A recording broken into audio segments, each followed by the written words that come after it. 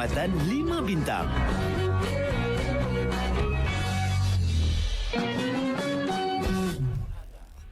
Insentif cekap tenaga. Anda cekap, anda jimat. Ya, ini kita nak berbicara mengenai penstrukturan semula tarif elektrik yang bermula 1 Julai 2025 ini.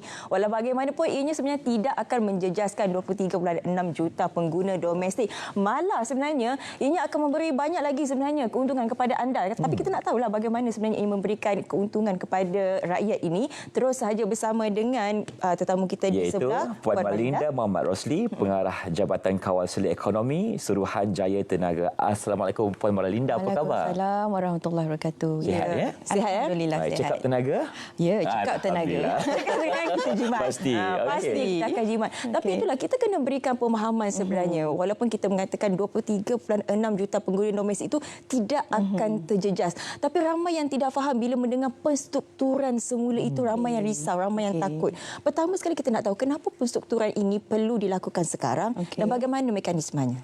Okey, kenapa ya? Kenapa kita perlu buat struktur jadual tarikh baru ni? Sebab satunya sebab kita nak bagi lagi jelas pada pengguna. Dulu kita tak nampak semua charge-charge ni. Dia sebenarnya ada. Tapi sekarang ni setiap pengguna boleh tahu charge tenaga berapa sen, charge capacity berapa sen, charge infra yang you all nampak grid.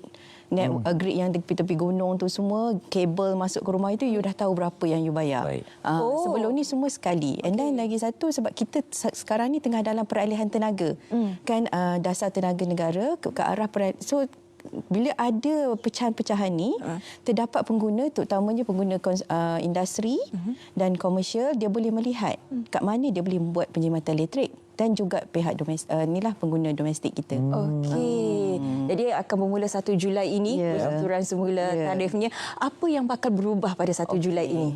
Apa yang bakal berubah adalah dari segi pengenaan charge yang saya terangkan tadi, dan kita ada juga kita perkenalkan insentif cekap tenaga. Insentif cekap tenaga iaitu merupakan yang kita namakan pengenaan kadar tarif yang lebih adil. Lagi jimat you guna tenaga, lagi banyak lagi insentif you dapat, dan bil you sendiri akan lagi berkurang. Dan kita dapat lihat majoriti pengguna domestik memang akan mengalami pengurangan bil elektrik. Jadi kita nak tahu juga Puan, contoh daripada Puan sendiri kan, perbezaan bil yang dahulu dengan sekarang bagaimana. Mungkin boleh kongsikan dengan pemberian insentif ini apa yang akan berlaku nanti dari segi bil pula. Alright. Okey, contohnya kalau macam kalau you ada satu aircon, satu lampu atau ada fridge, tapi yang memang bertaraf, kita kata ada minimum energy performance standard, kita namakan 5 bintang lah ya, yang ada cekap tenaga. So biasanya bil mereka ni dalam bawah dalam RM100 macam tu lah, 100 lebih. Tapi dengan adanya insentif cekap tenaga, dia masih lagi boleh mengekalkan bil yang sama ataupun lagi jimat. Sebab itu kita kata lagi you jimat, lagi you dapat banyak insentif. Sebab satunya you menggunakan peralatan yang cekap tenaga. Satu lagi, you pun tak guna banyak elektrik.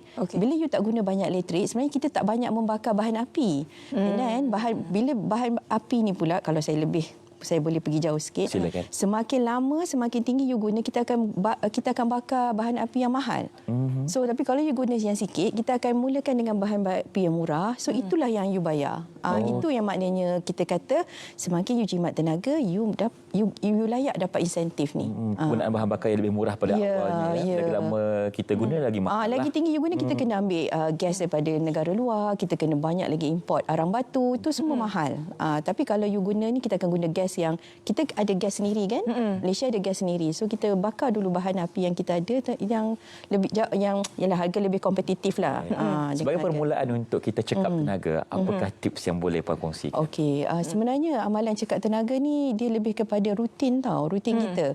So yang boleh saya katakan kat sini, contohnya lah kalau tuan-puan rumah ni kita tutup je lampu kalau tak digunakan, dan sebab itu ST kita ada satu yang iklan yang kita namakan pesan mak. Simple je, simple je. Okey. Betul kan? Mak kan dah pesan. Tutup lampu, tutup kipas, tutup TV. Itu dia amalan rutin kan. Anak-anak kita kata kalau keluar bilik tolonglah tutup. Dia dapat jimat duit mak. Itu contohnya lah. Okay. Lepas tu ni pesan mak. Pesan mak ni bukan apa ya, untuk kita membuat penjimatan. Selain daripada penjimatan tadi, bil kita pun kurang. Itulah dia. Kalau anda cermat, anda akan lebih jimat. Jadi kalau kita boleh lihat juga dalam penstruktur semula ini juga ada diberikan rebat ya. Kita boleh ceritakan mengenai rebat tersebut. Dalam kita buat penstrukturan semula ni, kerajaan sangat mementingkan kebajikan pengguna lah, terutama kos sara hidup. So kita masih kekalkan kadar tarif yang spesifik macam pertanian, untuk operator air dan pembetungan kita kekalkan ada satu spesifik kat situ. Satu lagi kita kekalkan ribat 10% untuk rumah-rumah ibadat, institusi pengajian tinggi. Yang tu memang layak. Maknanya sekarang pun dia dapat 10%. Ini pun kita masih kekalkan 10%. Dan lagi satu kita ada e-kasih. Yang ini untuk yang kita kan ada yang miskin tegak, kita kekalkan RM40 sebulan. Saya dimaklumkan bahawa time of use ataupun TOU ni telah pun diperluaskan bagi membantu menggalakkan pengurusan tenaga yang lebih cekap lah. Jadi mungkin Puan boleh kongsikan lanjut tentang TOU ni bagaimana. TOU ni time of use ni dulu kita hanya ada dalam dari 8 hingga 10 malam je, 8 pagi 10 malam. Tapi sekarang kita tambahkan waktu tu, so sekarang ni setiap pengguna terutama industri dan komersial lah ya, dia tambah lagi kepada 16 jam. Lepas tu hari Sabtu Ahad semuanya luar puncak. Dan waktu luar puncak ni kadar dia murah berbandingan waktu puncak. Padahal kita akan ada ketika hari Minggu tu kan, hari cuti kita akan berada di rumah. Sebab sekarang ni pun dah ramai pengguna kereta EV kan. So maknanya pengguna domestik yang ada kereta EV, mereka sekarang ni kalau mereka opt ni, maknanya dia kena buat pilihan tau. Dia kena pergi pada TMB, dia kata dia pilih untuk masuk skim ni. Dan so Sabtu Ahad waktu malam pukul 10 malam sampai pukul 2 petang dia dapat waktu luar puncak. Sekarang kita faham. Of use itu. Okey, saya nak berbalik semula kepada penarafan 5 bintang. Sebab ialah mungkin tak semua yang mampu untuk mendapatkan produk-produk sedemikian. Jadi bagaimana dengan mereka ini pula? Okey, dulu kita ada lancarkan yang tidak mampu masuk. Mampu dan tidak mampu mungkin. Okey. Dulu kita memang ada lancarkan SAFE, program SAFE di pihak kementerian. Tapi saya rasa sekarang ni saya dapat lihat sekarang ni dah banyak dah produk-produk yang penarafan 5 bintang dah ada pengurangan harga lah. Tapi sebenarnya kalau adalah kita diberi rezeki yang lebih, sebab dia jangka panjang. Yang paling utama saya dapat lihat penarafan 5 bintang ni dalam peti ais. Peti ais kita kalau kita tukar tu daripada yang lama tu kita tukar, memang kita kena tambah sikit lah tambah sikit duit, tapi memang jangka masa panjang dia memang akan menjimatkan tenaga.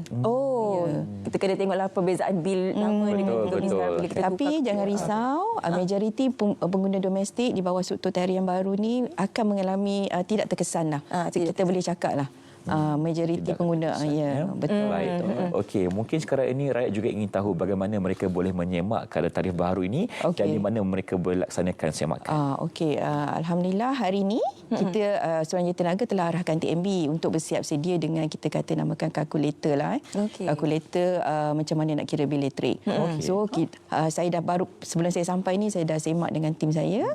Kalkulator tu akan tersedia juga hari ini seperti yang dijanjikan. Hari ini hari ini bulan.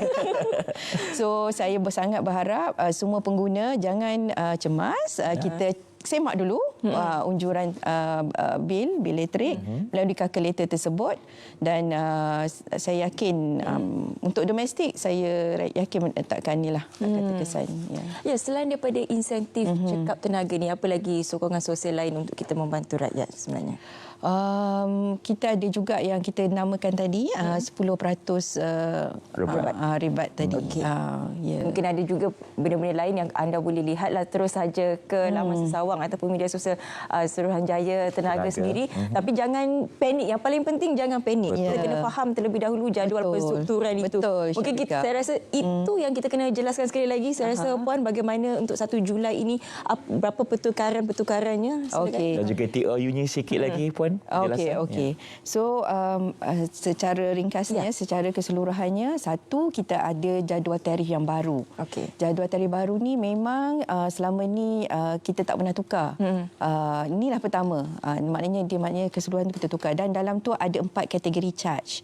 Dan setiap pengguna sekarang kita hanya ada domestik dan bukan domestik. Dan kita agihkan ikut voltan. Itu satu. Dan pada masa yang sama kita perkenalkan insentif cekap tenaga untuk penjimatan bil elektrik. Misalnya bil you, kalau bil you dalam RM200 pun paling-paling tinggi mungkin naik pun mungkin RM1, RM2. Sebab you mengamalkan cekap tenaga, dan kita berbalik kepada yang kita kata tadi, penggunaan bahan api. Makin sikit you guna bahan api yang murah, you akan dapat you patut dikenakan kadar yang perpatutan. Tu yang satu. Yang kedua, kita perkenalkan juga yang tadi time of use. So yang ini dulu domestik tak ada tau, time of use. Sekarang ni kita perkenalkan juga. Itu satu ciri baru untuk pengguna domestik dan juga untuk pengguna voltan rendah. Maknanya industri PMKS. Tapi kena mohon ke? Tapi mereka kena mohon pada TNB, tapi mohon tu tak adalah isu, dia option kita. Sama ada kita pergi jumpa TNB, kita kata I nak tengok bil sekarang kalau compare dengan bil TOU saya. Tapi bila saya lihat bil TOU saya tu lagi murah, saya akan opt lah untuk saya akan pilih lah untuk bil TOU tu. So dia kena pergi pada TNB, tengok comparison tu dulu sebelum dia buat pilihan dia. Dia tak ada macam kena luluskan, tak perlu. Dia pilihan pengguna. Jadi untuk maklumat lebih lanjut, anda bolehlah terus sahaja ke Suruhanjaya Tenaga ataupun menghubungi TNB yang terdekat dengan anda. Ada juga KL Line yang disediakan. Jadi tak perlulah susah, dan jangan panik. Yang penting jangan panik. Anda kena faham terlebih dahulu apakah sebenarnya penstrukturan yang bakal dilakukan pada 1 Julai 2025 ini. Keseluruhannya Syafiqah, kalau kita cekap, kita akan jimat. Itu yang paling penting. Baik, terima kasih diucapkan kepada Puan Malinda Muhammad Rosli, Pengarah Jabatan Kawal Selia Ekonomi Suruhanjaya Tenaga untuk perkongsian hari ini. Pastinya kepada penonton dan juga rakyat Malaysia, usah panik, dapatkan maklumat yang terperinci menerusi Suruhanjaya Tenaga dan juga DNB.